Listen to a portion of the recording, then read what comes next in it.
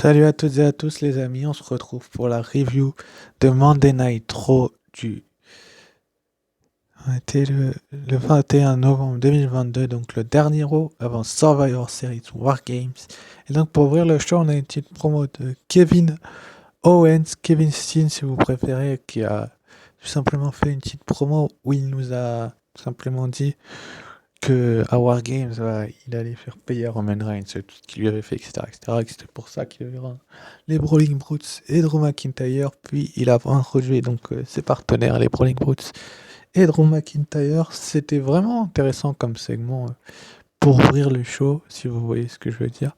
C'est-à-dire qu'il y a un côté de moi qui se dit que les Brawling Brutes et, et Drew McIntyre et Kevin Owens font une promo assez intéressante où comment je peux vous expliquer ça? Où ils sont sur les devants de la scène et où ils mettent en avant tout ce qui est tout ce qui est à leur faveur. Ils ont ensuite été interrompus par le Judgment Day, donc le Jugement Day qui est arrivé et qui est un peu pavané, enfin qui s'est un peu pavané, qui l'a un peu raconté. Si vous voyez ce que je veux dire, c'est un peu bête de se faire un truc comme ça où il se la rencontre, le Judgment Day, parce que tout simplement, euh, on sait très bien en fait que le match entre les Rolling Boots et le Judgment Day il va avoir lieu. Après, est-ce qu'ils ont eu raison de faire ce match-là? Ça, je jugerai pas parce que tout simplement, ils n'ont pas besoin de faire ce style de promo-là pour nous teaser le War Games masculin. Enfin, après, c'était le dernier round, donc ils peuvent se permettre de le faire, hein, je dis pas le contraire. Mais après, de ramener Judgment Day, ça, je suis pas totalement d'accord finalement. Donc, on a eu le Judgment Day, donc Dominic Mysterio, Damien Priest et Finn Balor face à Ridge Holland, Butch et Sheamus. Qu'est-ce que j'ai à vous dire sur ce match? Il n'a pas été tip top, si vous voulez mon point de vue. Il a été correct, on va dire ça comme ça, parce que ils auraient pu, comment je peux vous expliquer ça? Ils auraient pu mettre en avant le jugement Day autrement que, enfin, le jugement Day, pardon, les Brawling Brutes autrement que comme ça, car là, tout simplement, ça n'a pas de sens vraiment que de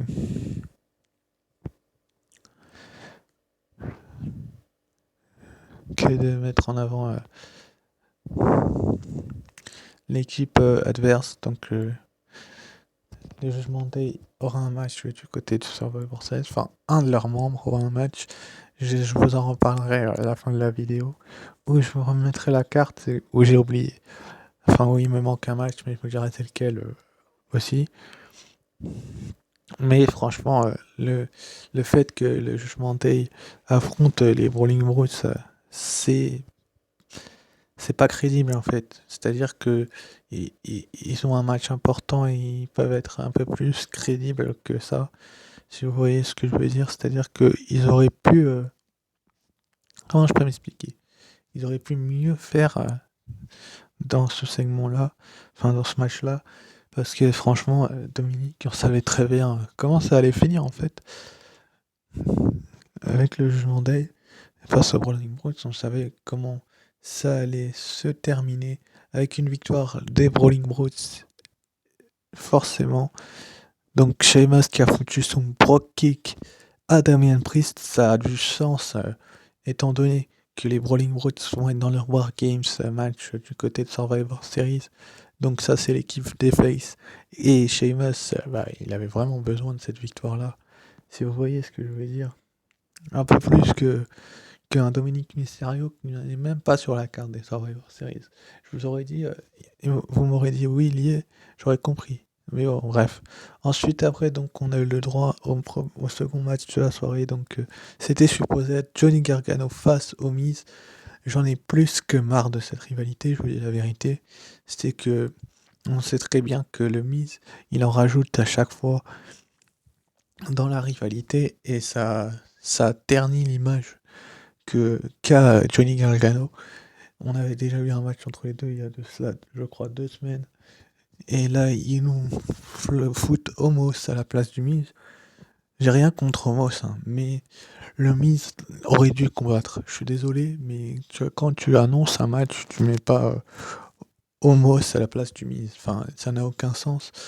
Étant donné qu'on sait très bien que Johnny Gargano face à Omos, il a aucune chance. Enfin, je veux pas être méchant, mais c'est difficile à prédire. Enfin, à dire, c'est que s'il avait une chance, je vous aurais dit pourquoi pas. Mais là, il avait aucune chance de repartir avec la victoire. Enfin, c'est pas me moquer de lui que de dire ça. C'est que Omos était resté sur une défaite, pardon, du côté de Crown Jewel. Il n'était pas présent la semaine dernière. Bien évidemment, il n'allait pas le faire perdre 2 fois d'affilée. Ça l'aurait trop décrédibilisé. Bon, bref, Johnny Gargano n'était pas prêt à affronter le Miz en plus, donc ça rajoute une couche, mais bon, c'est WWE à chaque fois. Ils nous font le coup avec le Miz, oui, il est blessé, je sais pas quoi, je sais pas quoi.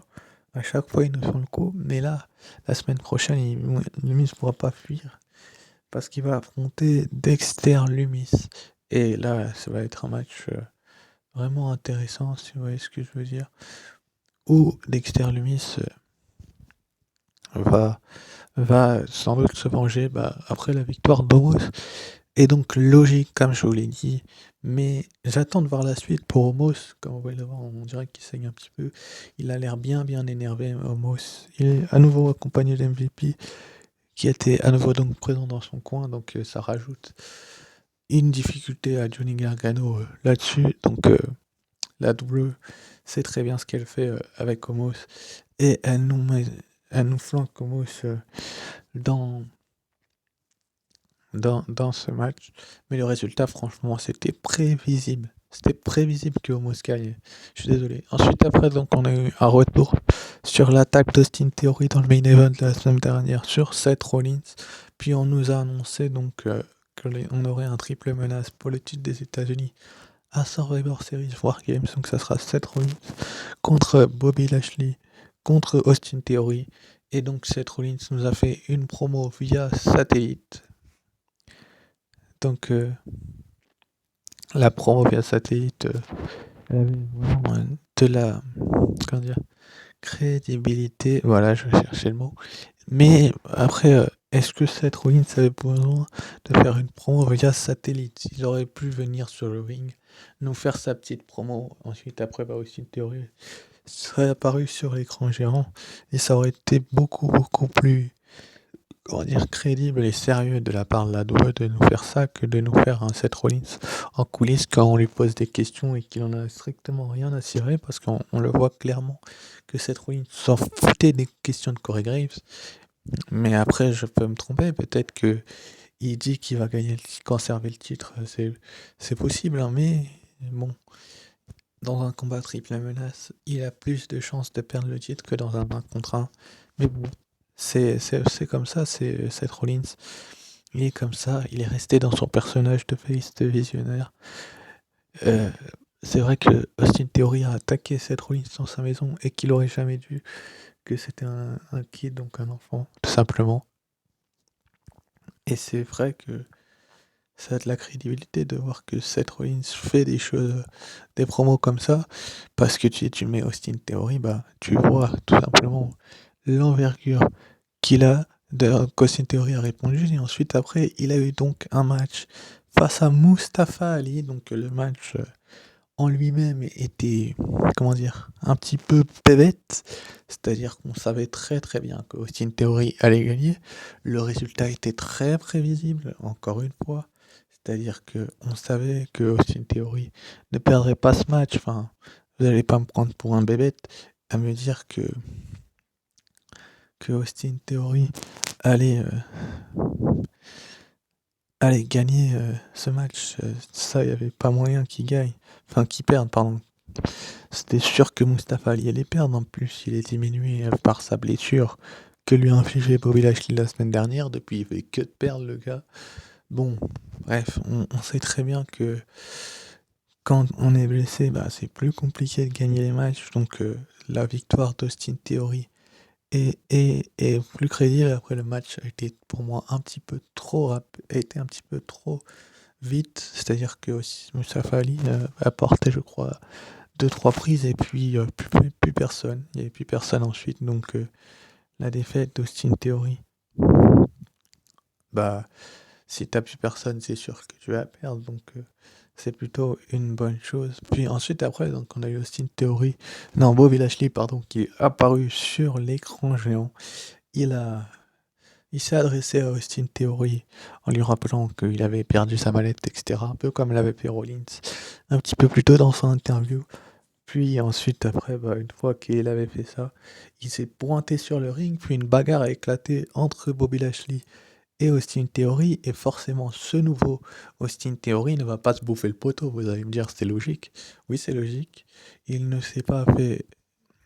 Il ne s'est pas bouffé le poteau comme Bobby Lashley a l'habitude de le faire à ses adversaires. Il a pris la fuite, puis il lui a mis un coup de chasse, puis Bobby Lashley, là pour chasser Austin Theory, donc était en coulisses. Bobby Lashley tentait de le rattraper, mais Austin Theory, intelligent qu'il est, a poussé Mustafa Ali qui est en train de récupérer de son match sur Lashley. Lashley a donc été poussé par Mustafa Ali. Euh, Après, vous connaissez la suite. Quand on pousse un catcheur, en général, on sait très bien ce qui va se passer derrière. Tout simplement, la bagarre entre Austin Theory et Lashley, ce que j'en ai pensé, c'est que elle était un petit peu de trop, mais la 2, c'est ce qu'elle fait. Enfin, ensuite, après, donc, je savais très bien ce qui va se passer, je vous disais, par rapport à Mustafa Ali. Il s'est fait projeter contre l'écran LED du ring à deux reprises, puis il s'est bouffé un hurdlock et merci. Au revoir, ça c'est un message directement envoyé au champion des États-Unis Seth Rollins et à Austin Theory qui a voulu jouer à son malin avec comment ça s'appelle, Bobby Lashley. Donc c'est vraiment étonnant que Bobby Lashley soit aussi autant mis en avant, pardon. Mais c'est la 2, quoi. On savait très très bien que Bobby Lashley et Austin Theory allaient être montrés forts avant leur match. Et le pauvre Mustafa, lui, c'est lui qui en a payé les frais, mais il l'a un petit peu cherché, j'ai envie de vous dire. Que depuis ces dernières semaines, il cherchait. Après, il voulait une chance au titre des États-Unis, il ne l'aura pas, il est blessé. Puis, Bobby Lashley et Austin Theory lui sont passés devant, littéralement, c'est-à-dire que la douane n'a secoué de l'opportunité de Mustafa Ali. Euh, Bah, il préfère la donner à Lashley Theory. Ensuite, après, donc, on a eu Elias et Matt Riddle qui ont donc affronté l'Alpha Academy. Match plutôt bon, hein. Ce match-là a été vraiment bon, si vous voyez ce que je veux dire. C'est-à-dire que il y a des fois où les matchs sont mauvais, mais celui-là était très très bon. C'est-à-dire qu'on savait pas vraiment qui allait gagner. C'est-à-dire que l'Alpha Academy, enfin Otis, ces 2 dernières semaines avait battu et Elias il y a 2 semaines et Riddle la semaine dernière, mais là, cette semaine, c'est l'Alpha Academy qui a perdu, mais c'est Chad Gable qui a pris le pin. On voit clairement que Chad Gable est le maillon faible, pardon, de l'Alpha Academy. Ça paraît tout à fait logique que ce soit le cas, vu que c'est le gars numéro 1. Tu vois ce que je veux dire? Mais peut-être qu'il y a quelque chose d'autre à faire que de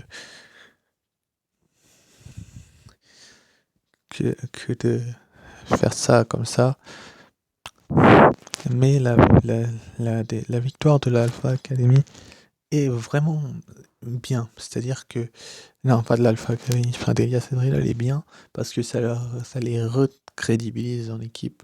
Ça renforce leur équipe. J'ai envie de vous dire que si la Alpha Academy avait gagné, ça aurait décrédibilisé totalement les deux personnages vu qu'ils avaient perdu en solo.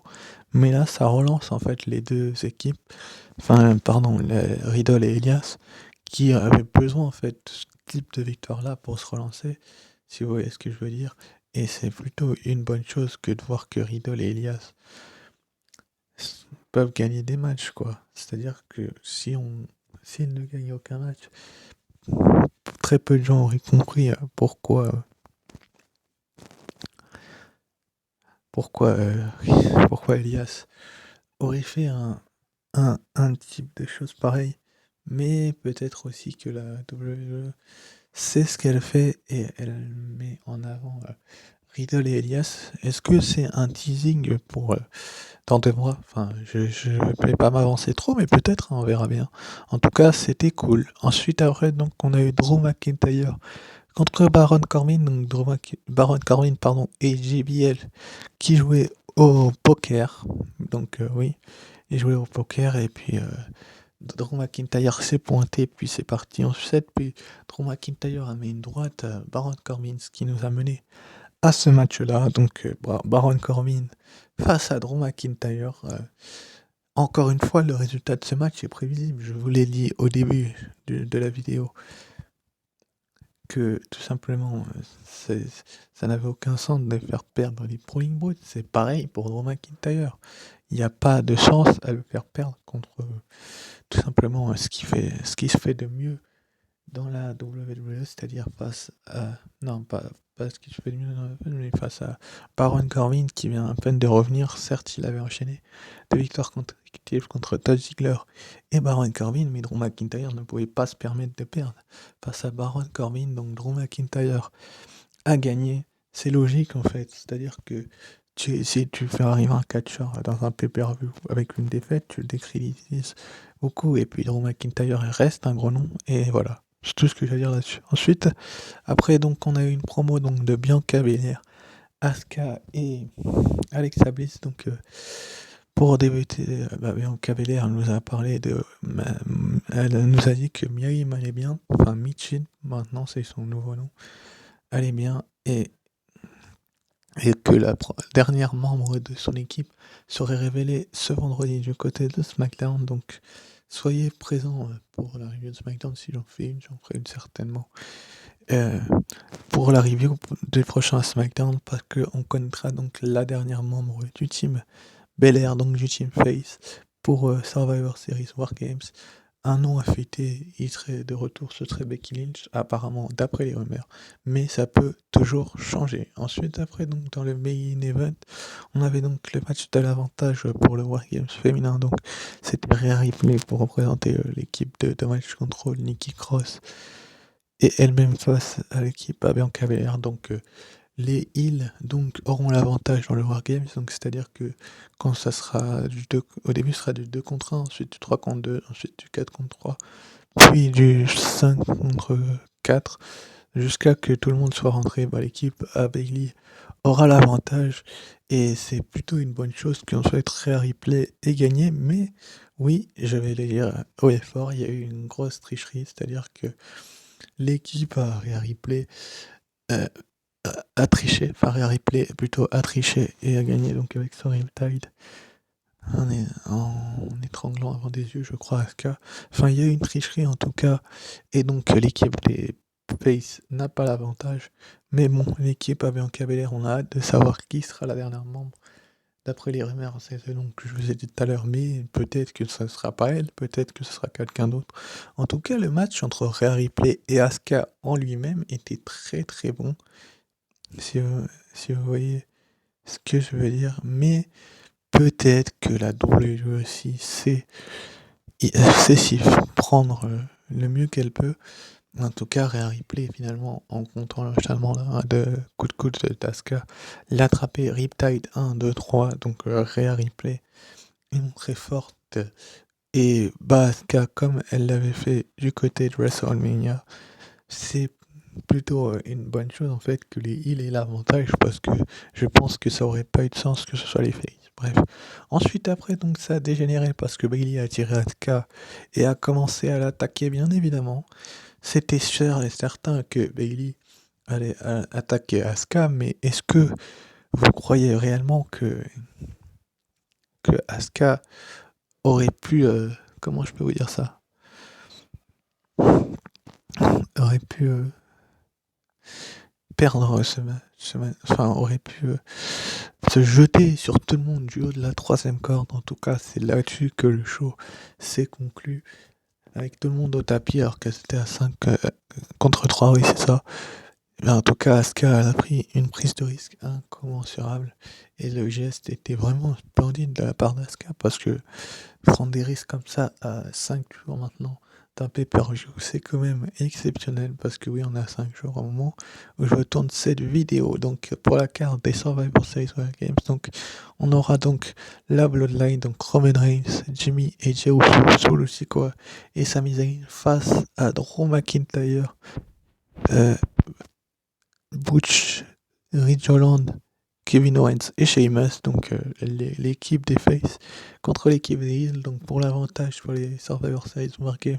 Du côté de ces matchs-là, on le connaîtra donc ce, ce vendredi, ce dernier vendredi à samedi, donc du côté de SmackDown, lorsque les Usos, donc Jimmy et Jey Uso, la meilleure équipe actuellement, affronteront les meilleurs amis du monde, Drew McIntyre et Sheamus. Ensuite aussi, on aura donc AJ Styles accompagné donc de Luke Gallows, Karl Anderson et Michin face à Finn Balor accompagné de Damien Priest, Rhea Ripley et Dominic Mysterio. Ça va être du match, ça aussi.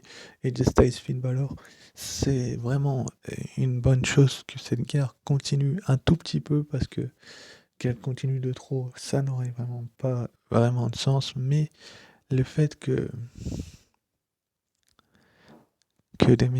AJ Styles et Finn Balor s'affrontent, c'est sans doute la fin de la rivalité. Donc ensuite, après, on aura aussi le match donc, que je vous parlais tout à l'heure pour le titre de champion des États-Unis, donc entre Seth Rollins qui va défendre son titre face à Austin Theory et Finn Balor. Ça nous a été annoncé cette nuit du côté de Raw. Donc ce match-là, il va falloir vraiment le regarder de très près, car ces trois gros noms qui s'affrontent, c'est important pour la WWE de le mettre en avant.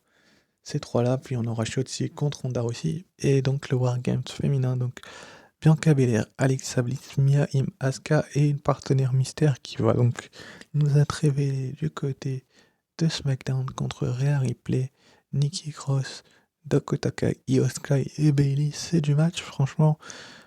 Cette carte-là, elle nous fait vraiment envie de la tête aux pieds.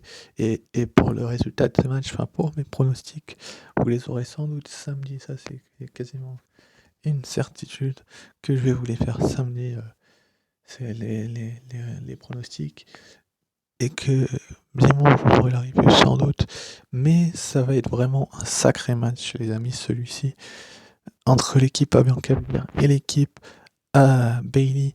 Donc sur ce, je vous dis que on va se retrouver donc sans doute pour la review de NXT. Je vous avais dit que ça serait demain, je suis pas sûr, soit demain, soit jeudi. Sur ce, je vous dis ciao, bye.